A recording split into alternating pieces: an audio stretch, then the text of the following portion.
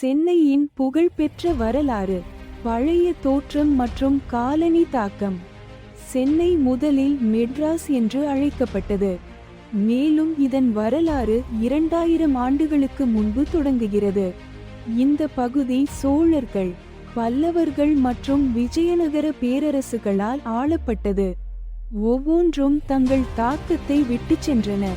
1639இல் British East India company Saint George கோட்டையை நிறுவியது. இது சென்னையை இந்தியாவின் முதல் காலனி குடியேற்றங்களில் ஒன்றாக மாற்றியது. இந்திய சுதந்திர போராட்டத்தில் பங்கு. சென்னை இந்திய சுதந்திர இயக்கத்தில் முக்கிய பங்கு வகித்தது. சுப்பிரமணிய பாரதி மற்றும் சி. ராஜகோபாலாச்சாரி போன்ற தலைவர்கள் நாட்டை ஊக்கப்படுத்தினர். ஒரு வளர்ந்து வரும் நவீன பெருநகரம்.